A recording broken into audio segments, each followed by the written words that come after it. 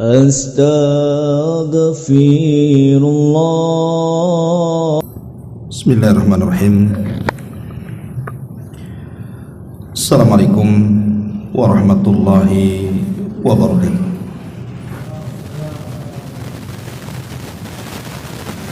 Alhamdulillah wassalatu wassalamu ala Rasulillah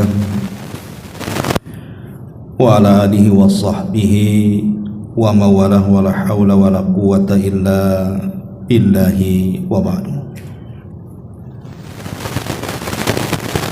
Alhamdulillah, segala puja dan puji hanya milik Allah subhanahu wa ta'ala. Salawat dan juga salam kita hadiahkan kepada Rasul kita Nabi besar Muhammad sallallahu alaihi wa ala alihi wasallam. Pembahasan di malam hari ini kita akan membahas tentang surat-surat pendek di dalam Al-Quran yang memiliki keistimewaan yang luar biasa, dan saya yakin sebagian besar kaum muslimin hafal dengan surat-surat pendek ini, tetapi hanya sedikit yang kemudian mau mengamalkan amalan dari surat-surat ini, padahal keutamaannya luar biasa. Surat-surat apakah itu? Inilah yang kita akan bahas di malam hari ini. Tidak memperpanjang mukaddimah, yang pertama suratul Ikhlas, surah Al-Ikhlas. Saya yakin dan percaya Anda semuanya pasti hafal suratul Ikhlas. A'udzubillahi minasyaitonir rajim. Bismillahirrahmanirrahim. Qul huwallahu ahad, Allahus samad, lam yalid wa lam yulad wa lam yakul lahu kufuwan ahad. Dalam sebuah hadis yang dikeluarkan Imam Ahmad, dan hadis ini juga disahihkan oleh Syekh Nasiruddin Al-Albani dalam kitabnya Sahihul Jami', dari Sahal ibn Mu'adz ibn Anasin an abihi, dari bapaknya, dari Nabi sallallahu alaihi wasallam, beliau bersabda,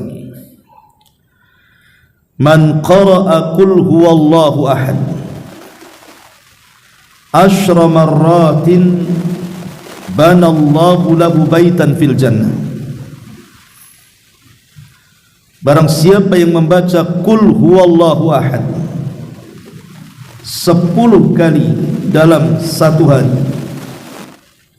maka Allah subhanahu wa ta'ala akan bangunkan baginya satu istana di sorga.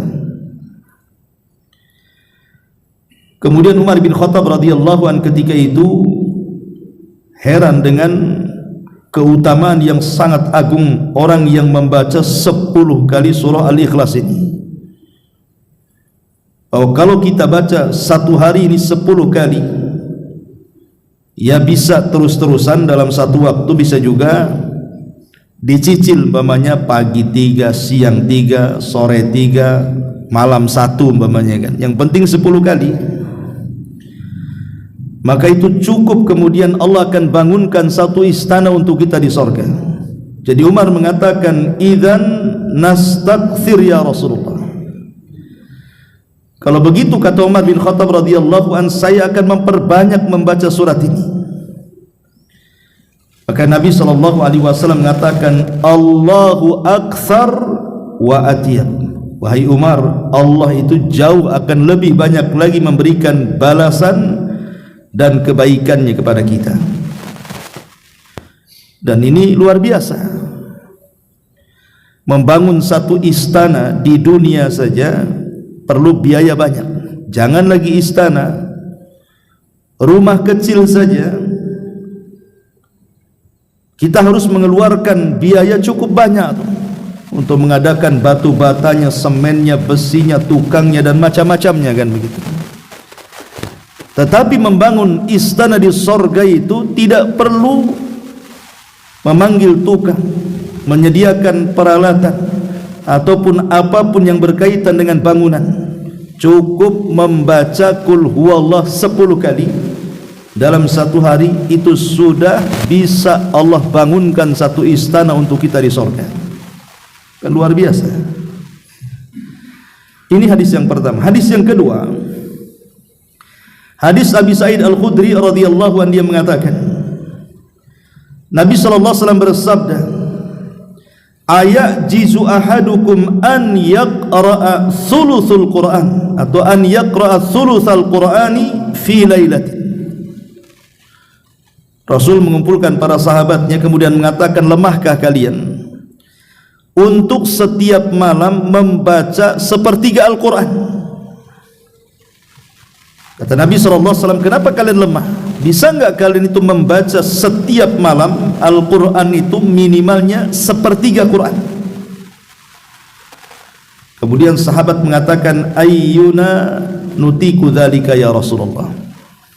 Siapa di antara kami yang sanggup melakukan itu wahai Rasul? Masalahnya setiap malam sepertiga Quran, siapa yang sanggup? Maka Nabi SAW mengatakan, faqala Allah Qul huwallahu ahad Allahus samad thuluthul Quran. Ketika anda membaca Qul huwallahu ahad Allahus samad sampai selesai, maka itu bagaikan anda membaca sepertiga Al-Quran. Jadi membaca satu surah Al-Ikhlas saja sama dengan kita membaca sepertiga Al-Quran. Tentu kandungannya, karena surah Al-Ikhlas itu kan semua isinya tauhid dari awal sampai akhir. Sementara kandungan Quran itu kan dibagi 3. Sepertiganya bicara tauhid, sepertiganya bicara hukum-hukum ibadah, dan sepertiganya bicara akhlak yang di dalamnya ada sejarah-sejarah. Makanya orang yang membaca suratul Ikhlas mendapatkan pahala bagaikan orang membaca Al-Quran sepertiga, karena kandungannya itu yang luar biasa. Ini yang kedua. Yang ketiga, an Aisyah radhiyallahu anha anna Nabiy sallallahu alaihi wasallam kana idza awa ila firashihi kulla lailatin jama'a kaffaihi thumma nafatha fihima faqara'a fihima qul huwallahu ahad wa qul a'udzu birabbil falaq wa qul a'udzu birabbin nas thumma yamsahu bihima mastata'a min jasadihi yabda'u bihima ala ra'sihi wa wajhihi wa ma aqbala min jasadihi yaf'alu dzalika 3 marrat. Kata Aisyah radhiyallahu anha, Nabi SAW apabila bergerak menuju pembaringan, hendak tidur maksudnya, maka Nabi SAW akan mengumpulkan 2 telapak tangannya seperti ini, akan mengumpulkan dua telapak tangan seperti ini. Kemudian Nabi SAW akan membaca surah Al-Ikhlas, Qul huwallahu ahad Allahus samad lam yalid walam yulad walam yakul lahu kufuwan ahad. Kemudian ditambah dengan muawwidhataini, Qul a'udzu birabbin nas dan Qul a'udzu birabbil falaq. Kemudian Rasul akan mengusapkan telapaknya dari ujung rambut sampai kaki, dan dia lakukan sebanyak 3 kali. Tentu ada alasannya kenapa Nabi SAW melakukan seperti itu setiap hendak tidur. Maka para ulama mengatakan agar Allah Subhanahu wa ta'ala memberikan perlindungan dengan sebab kita membaca 3 surat itu selama kita mulai tidur sampai terbangun, tidak ada keburukan-keburukan yang akan mendekat kita. Apakah itu sihirnya orang yang menyihir, apakah itu hasadnya orang yang hasad kepada kita, dengkinya orang yang dengki dengan kita, atau mungkin makhluk-makhluk lain yang akan mencelakakan kita dalam tidur kita. Makanya Nabi SAW melakukan seperti itu. Luar biasa kan itu kandungannya, karena orang tidur itu tidak sadar masalahnya. Kita mau diapa-apain tidak tahu, namanya orang enggak sadar. Lah karena ketidaksadaran kita lah kita perlu meminta perlindungan dari Zat yang maha melindungi hambanya, Allah Subhanahu wa ta'ala. Ini yang ketiga. Yang keempat, hadis Mu'adz ibn Abdullah ibn Hubaib dari bapaknya, dia mengatakan, kharajna fi lailati matarin wa dhulmatin syadidatin natlubu Rasulullah sallallahu alaihi wasallam liyusalliya lana fa adraknahu faqala asallaitum falam akul syai'an faqala qul falam akul syai'an thumma qala qul falam akul syai'an thumma qala qul faqultu ya Rasulullah ma aqulu qala qul huwallahu ahad Allahus samad wal muawwidhataini hina tumsi wa hina tusbi thalatha marrat takfika min kulli syai'in. Dari Mu'adz bin Abdullah bin Hubaib dari bapaknya bahwasanya dia berkata, kami keluar di malam yang hujan sangat gelap sekali, sudah hujan gelap lagi, mencari Nabi SAW untuk salat bersama kami. Kemudian kami mendapati beliau bersabda, apakah kalian sudah salat? Kemudian dia mengatakan, aku tidak berkata apapun. Kemudian Rasul mengatakan, katakanlah, aku tidak mengatakan apapun. Kemudian beliau berkata, katakanlah, aku tidak mengatakan apapun. Kemudian Nabi berkata, katakanlah, maka aku pun berkata. Rasul sallallahu alaihi wasallam, dia mengatakan, wahai Rasul sallallahu alaihi wasallam, apa yang akan aku katakan? Maka beliau mengatakan, ucapkanlah qul huwallahu ahad dan muawwidhataini al-falaq dan an-nas, maksudnya ketika sore dan ketika di pagi hari. Apa balasannya? Kata Rasul, takfika min kulli syai'in, hal itu akan mencukupi engkau, melindungi dari segala sesuatu yang buruk. Jadi dari sini, dari hadis Mu'adz bin Abdullah ini, kita dianjurkan membaca suratul Ikhlas itu di pagi dan sore hari. Untuk apa coba? Supaya kita terjaga dari keburukan hari itu. Jadi kalau kita baca di pagi hari, maka kita akan terjaga sampai sore hari. Kalau kita membaca sore hari, akan terjaga sampai di pagi hari. Dan ini luar biasa. Makanya karena sangat agungnya surat ini, surah Al-Ikhlas ini, selalu oleh Nabi SAW dibaca di beberapa salat beliau. Seperti Nabi SAW membaca qul huwallahu ahad ini ketika solat 2 rakaat tawaf. Habis tawaf kan ada solat di belakang maqam itu, maka biasanya surat yang pertama dibaca Rasul Al-Kafirun, kemudian surat yang kedua Al-Ikhlas. Atau terkadang dibaca oleh Nabi SAW pada 2 sunnah rakaatai al-fajri, 2 rakaat fajar. Rakaat pertama Al-Kafirun, rakaat kedua qul huwallahu ahad. Ya. Jadi oleh Nabi SAW diletakkan di solat-solat sunnah yang paling afdal, karena tahu keutamaan surah Al-Ikhlas. Ini yang pertama, suratul Ikhlas. Kemudian yang kedua, surah muawwidhataini. Surah muawwidhataini, qul a'udzu birabbin nas dan qul a'udzu birabbil falaq. Itu disebut muawwidhataini, 2 surat perlindungan. Kenapa disebut 2 surat perlindungan? Karena 2 surat qul a'udzu birabbin nas dan qul a'udzu birabbil falaq ini dari asbab nuzulnya, dari sebab turunnya, karena tersihirnya Rasul. Jadi satu hari Nabi SAW disihir oleh orang Yahudi dari Bani Azraq, namanya Labid ibn A'sam, dan keluarganya itu terkenal tukang sihir.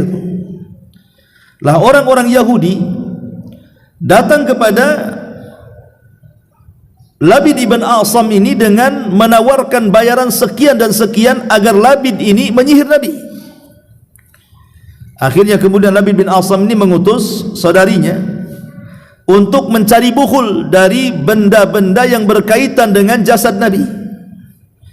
berhasillah mencuri sisir Nabi yang ketika itu terlilit bulu-bulu rambut Rasul di sisir itu. Itulah yang dijadikan buhulnya. Maka dengan buhul itulah kemudian Labid ibn Asam menyihir Nabi. Subhanallah, berhasil. 6 bulan Nabi SAW terkena sihir. Tapi sekali lagi, tersihirnya Rasul tidak mempengaruhi wahyu, hanya melemahkan jasad Nabi saja. Akhirnya kemudian Aisyah radhiyallahu anha merasa heran kepada Nabi SAW, kenapa setiap hari makin lemah badannya. Maka Aisyah radhiyallahu anha mengatakan, ya Rasul, bagaimana kalau engkau meminta fatwa kepada Rabbmu? Mintalah fatwa kepada Allah, ada apa dengan kamu? Maka Nabi SAW pun satu malam pada Isya tidak tidur. Dia terus melaksanakan salat qiyamul lail sampai mendekati fajar. Dari pada Isya loh ya. Siapa yang kuat salat malam dari pada Isya sampai subuh coba? Pegang tumbang kita. Tapi itulah Nabi SAW diberikan kekuatan fisik. Dia bisa berdiri salat Isya dari salat malam dari ba'da Isya sampai mendekati subuh. Seraya berdoa meminta fatwa kepada Allah Azza wa Jalla apa yang terjadi gerangan kepada dirinya. Setelah mendekati subuh, maka Nabi SAW kemudian terbaring ketiduran sesaat. Lah saat itulah turun Jibril dan malaikat lainnya. Maka Jibril pun berdiri di hadapan kepala Rasul dan yang lainnya di hadapan kakinya. Maka Jibril bertanya, ada apa dengan Muhammad ini? Ada apa dengan dia? Maka malaikat satunya mengatakan, innahu matbub. Matbub itu dalam bahasa kitanya dia terkena sihir. Kata Jibril, man saharahu? Siapa yang menyihirnya? Maka orang ini mengatakan, Labid ibn Asam. Kata Jibril, di mana diletakkan buhulnya? Kemudian yang satunya mengatakan, fi bi'ri Ranunah, di sebuah sumur yang disebut dengan Ranunah. Maka kemudian Jibril pun meruqyah Nabi SAW dan membacakan 2 surat muawwidhataini, perlindungan, Qul a'udzu birabbin nas dan Qul a'udzu birabbil falaq. Setelah kemudian Jibril meruqyah Rasul dengan 2 surat perlindungan ini, maka terbebaslah sejak itu Rasul tidak terkena sihir lagi.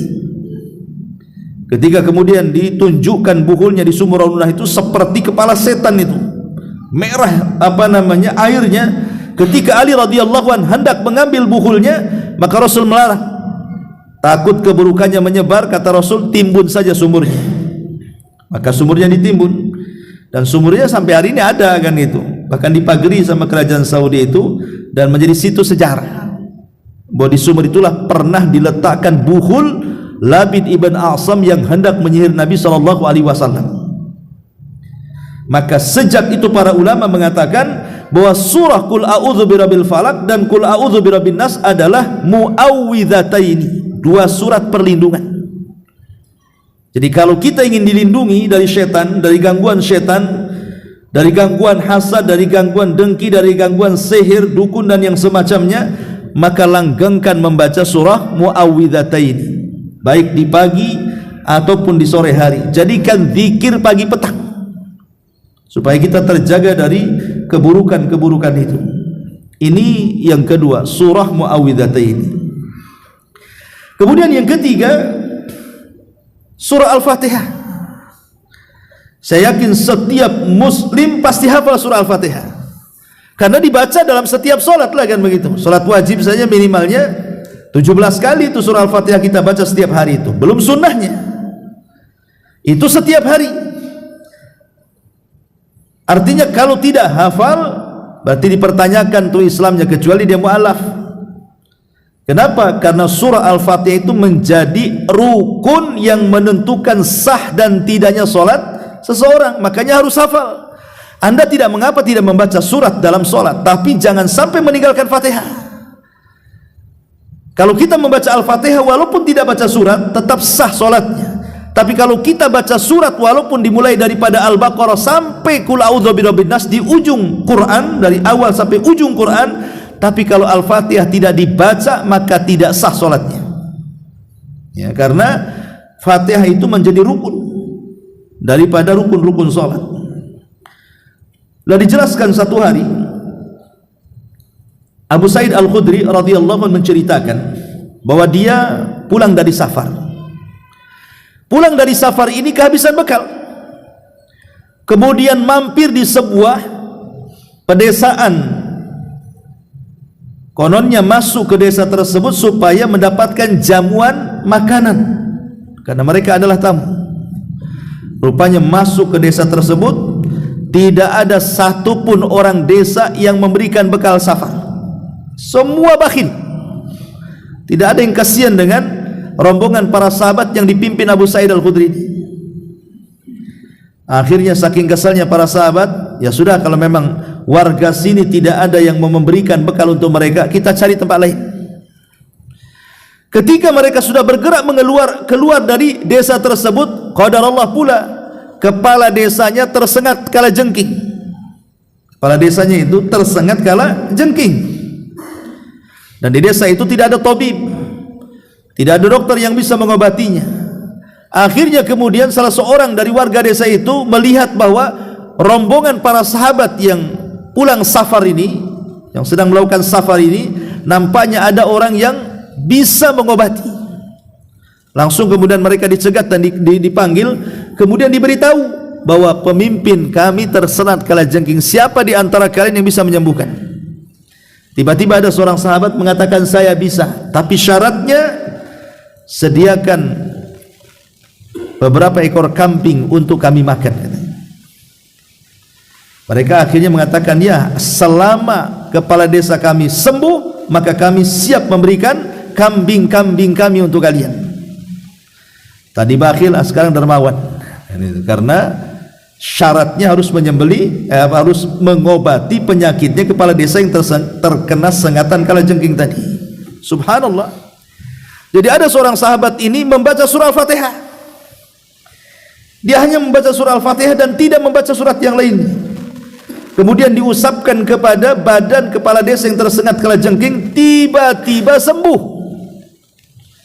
Perjanjian kan, kalau sembuh ngasih kambing. Akhirnya dikasih kambing. Ya. Lah sebagian kambing mereka makan, sebagiannya lain mereka bawa sampai ke hadapan Rasul, kemudian menceritakan, macam mana ruqyah kami ini wahai Rasul. Maka Nabi SAW membenarkan cara ruqyah mereka, dan Rasul meminta agar Rasul pun diberikan bagian daripada upah kambing itu. Dari sini Rasul mengatakan, la ba'sa birruqa ma lam takun syirkan, tidak mengapa seseorang itu meruqyah selama tidak ada kesyirikan. Jadi kita tahu bahwa surah Al-Fatihah ini adalah surah ruqyah. Makanya kalau seandainya di rumah kita itu entah saudara kita nampak kesurupan, anak kita tiba-tiba nangis tengah malam gitu ya, itu mesti diganggu setan itu. Maka kita bisa gunakan surah Al-Fatihah itu untuk beruqyah sebenarnya, entah langsung atau menggunakan media seperti media air begini. Ya, kita baca saja surah Al-Fatihah itu, setiap satu ayat berhenti kemudian tiup airnya. A'udzubillahi minasyaitonirrajim. Bismillahirrahmanirrahim. Begitu. Alhamdulillahi rabbil alamin. Tiup lagi.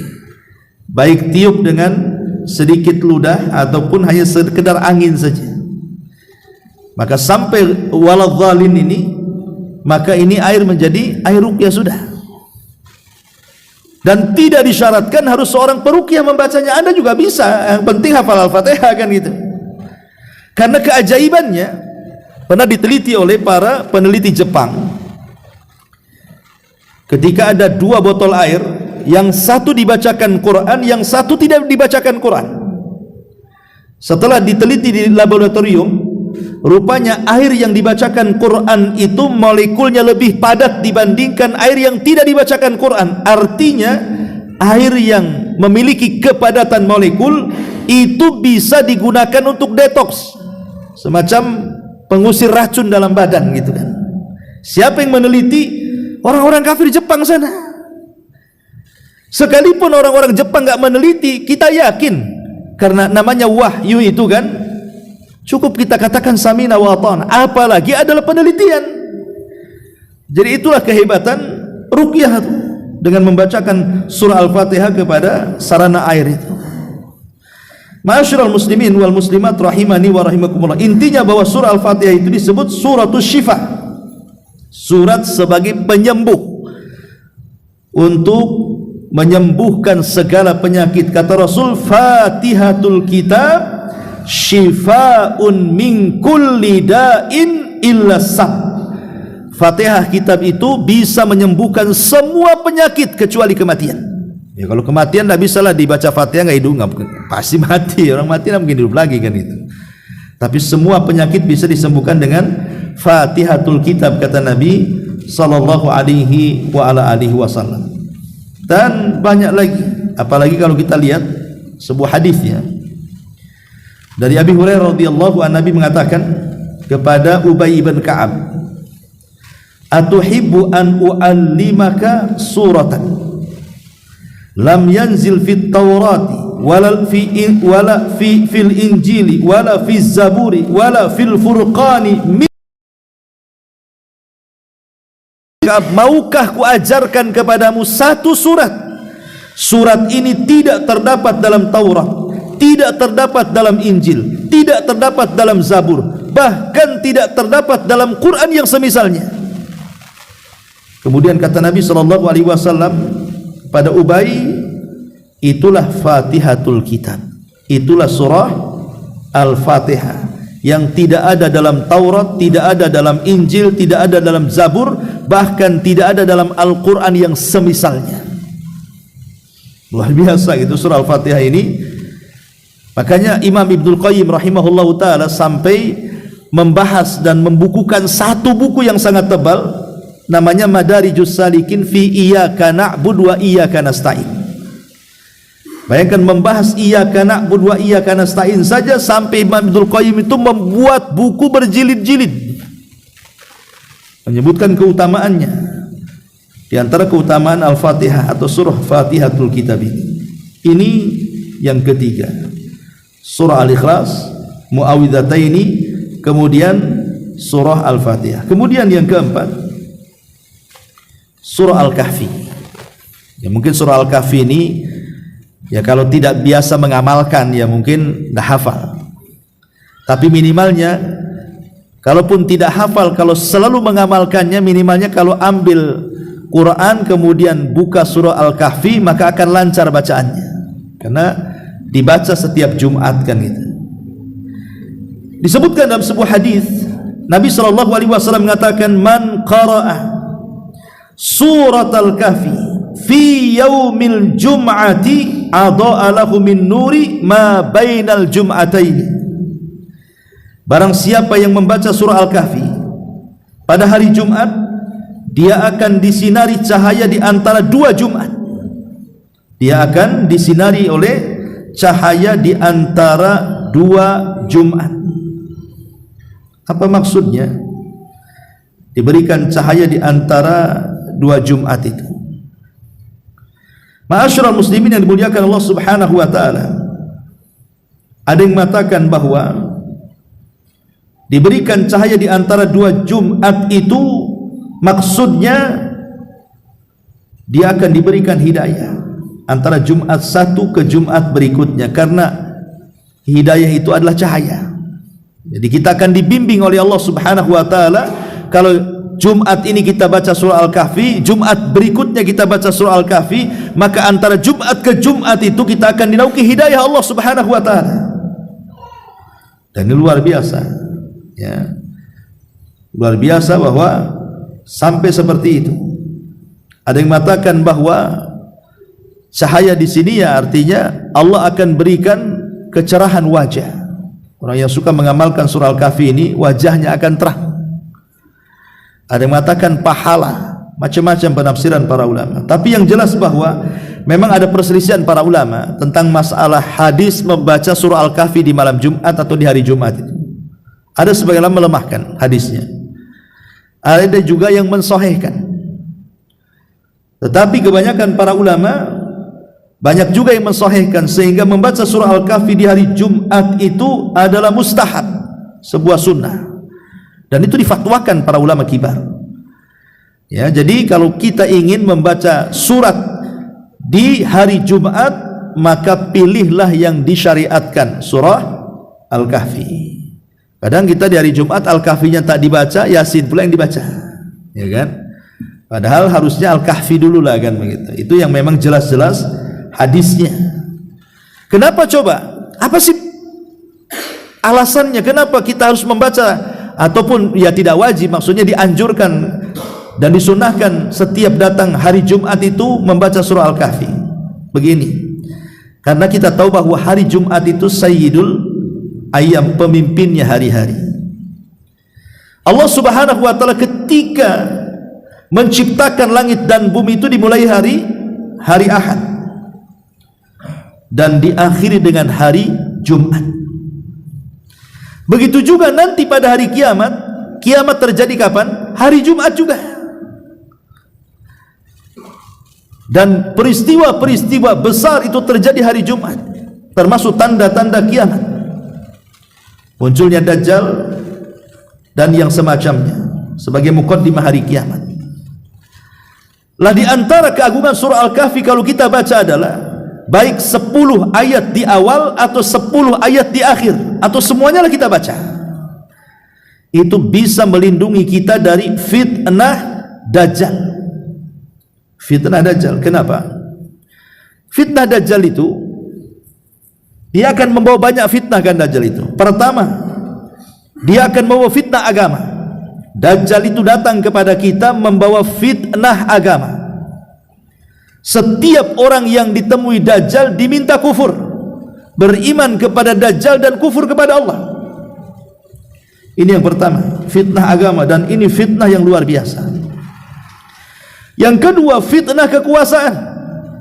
Karena Dajjal itu akan berkuasa hampir separuh bumi, bahkan sebagian besar bumi, masuk ke daerah-daerah yang normal cuacanya seperti kita, dan masuk juga kepada daerah-daerah yang tidak normal cuacanya seperti kutub.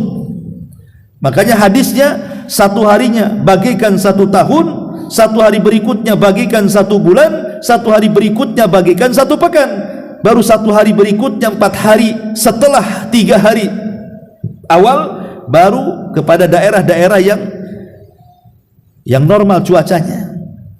Dari sini kata para ulama bahwa Dajjal itu masuk ke kutub dan masuk ke selain kutub. Jadi semua dijelajahi Dajjal selama 40 hari itu. Artinya di sini Dajjal itu akan berkuasa. Jadi ada fitnah kekuasaan. Yang kedua, fitnah harta. Dajjal itu juga membawa fitnah harta.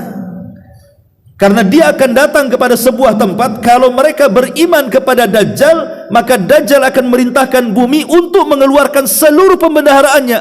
Ya ardi ukhruji kunuzaki, kata Dajjal. Wahai bumi, keluarkan pembendaharaan. Maka nanti keluarlah emasnya, zamrudnya, tambangnya dan macam-macamnya. Difitnah dengan harta, ya. Kemudian juga yang terakhir difitnah dengan ilmu. Orang yang punya ilmu, dia bisa membaca kafir di di dahi Dajjal. Semua orang itu loh bisa membaca di dahinya Dajjal itu kafarah.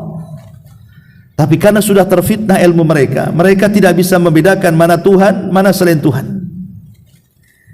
Kalau dia punya ilmu, bagaimana Dajjal itu dianggap Tuhan sementara menghapus kafir dalam dahinya saja tidak bisa? Bagaimana Dajjal bisa mengaku Tuhan sementara dia untuk meluruskan langkahnya saja tidak bisa? Karena Dajjal itu kan bengkok tuh, egang bahasa kitanya, karena antara tumit lutut dengan lutut kanan dan lutut kiri itu berjauhan. Jadi jalannya jelek Dajjal itu. Dan kalau memang Dajjal itu Tuhan, kenapa dia tidak bisa menyembuhkan matanya yang buta? Katanya dia Tuhan, harusnya Dajjal bisa memperbaiki langkah kakinya, tidak bengkok, kemudian memperbaiki matanya tidak buta, kemudian menghapus kafir di dahinya.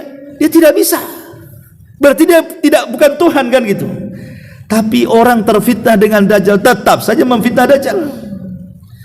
Makanya kemudian karena fitnah-fitnah inilah kita dianjurkan membaca surah Al-Kahfi.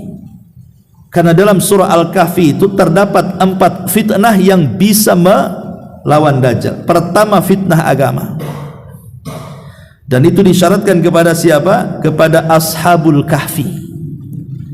Kenapa Ashabul Kahfi? Mereka lari dari kerajaan kemudian sembunyi di gua karena fitnah agama. Disuruh murtad kan? Tak mau. Makanya sembunyi. Ya. Kemudian fitnah kekuasaan. Karena dalam surah Al-Kahfi ada kisah tentang Dzulqarnain. Dan Dzulqarnain itu penguasa dunia. Ya. Kemudian juga yang ketiga fitnah harta. Karena dalam surah Al-Kahfi itu ada kisah Ashabu Al-Jannataini, kisah pemilik dua kebun. Yang satu terfitnah dengan hartanya, yang satu tidak terfitnah dengan hartanya. Kemudian fitnah ilmu, karena dalam surah Al-Kahfi itu ada kisah Khidir dan Nabi Musa. Nabi Musa terfitnah ilmunya ketika dikatakan, wahai Musa, adakah orang alim selain kamu? Kata Musa, tidak ada. Harusnya Musa mengatakan Allahu a'lam. Tapi Musa mengatakan tidak ada. Setahuku akulah yang paling alim, katanya. Maka Allah Subhanahu wa taala menguji keilmuan Musa dan mengatakan di sana ada orang yang punya ilmu yang kau tak punya. Siapa dia? Khidir. Kau cari dia. Belajar sama dia.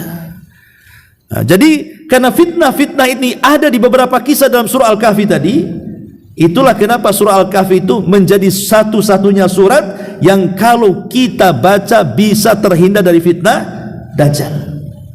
Jadi surah Al-Kahfi ini luar biasa. Cuman dia kan agak panjang sedikit lah. Kalau Qul huwallahu, Muawwidhataini, Al-Fatihah itu kan agak pendek gitu ya.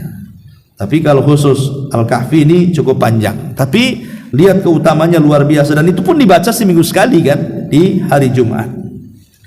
Ma'asyiral muslimin wal muslimat rahimani wa rahimakumullah. Kemudian apa lagi? Al-Kafirun. Qul ya ayyuhal kafirun. Hafal lah ya. Kadang-kadang kalau baru ngapal itu tidak sampai-sampai itu. La abudu saja itu, dibulak-balik saja itu. Kalau sudah hafal enggak lah ya. Itu yang baru-baru ngapal itu dibulak-balik aja di situ tuh. Wala antum abiduna saja. Tapi kita lihat bagaimana keistimewaannya surah Al-Kafirun ini. Kata Nabi sallallahu alaihi wasallam, "Iqra qul ya ayyuhal kafirun fi kulli lailatin." Bacalah qul ya ayyuhal kafirun pada setiap malam. Wanam ala khatimatiha. Tidurlah setelah membaca surah itu. Apa kata Rasul? Fa innaha bara'atun minasyirki. Karena surah Al-Kafirun itu sebagai pembebas pada badan kita dari kesyirikan. Jadi kalau kita membaca Al-Kafirun kemudian tidur, berarti tidur kita di atas tauhid. Karena membaca surah Al-Kafirun itu sama dengan melepas kesyirikan pada badan kita. Makanya sebagian ulama menyebutnya surah Al-Kafirun itu sebagai surah Al-Ikhlas yang kedua. Jadi surah Al-Ikhlas yang pertama Qul huwallahu ahad, surah Al-Ikhlas yang kedua Qul ya ayyuhal kafirun. Karena dua surat ini bicara soal tauhid. Kalau Qul huwallahu ahad bicara soal tauhid rububiyah, kalau Qul ya ayyuhal kafirun bicara soal tauhid uluhiyah. Jadi kalau digabungkan sempurna tuh tauhid orang. Makanya kenapa dua surat ini selalu dibaca oleh Rasul dalam salat-salat tertentu yang saya katakan tadi kan, salat sunnah fajar, Al-Kafirun dengan Qul huwallah, salat sunnah tuwaf gitu ya. Nah, itu juga Al-Kafirun dengan Qul huwallahu ahad. Karena memang dua surat ini sebut dua surat Ikhlas. Lah terkhusus daripada Al-Kafirun, orang yang membaca sebelum tidur, maka Rasul mengatakan fa innaha bara'atun minasyirki. Maka itu bisa membebaskan kita dari kesyirikan. Ma'asyiral muslimin yang dimuliakan Allah Subhanahu wa taala, saya minta maaf. Kebetulan ini ada tamu.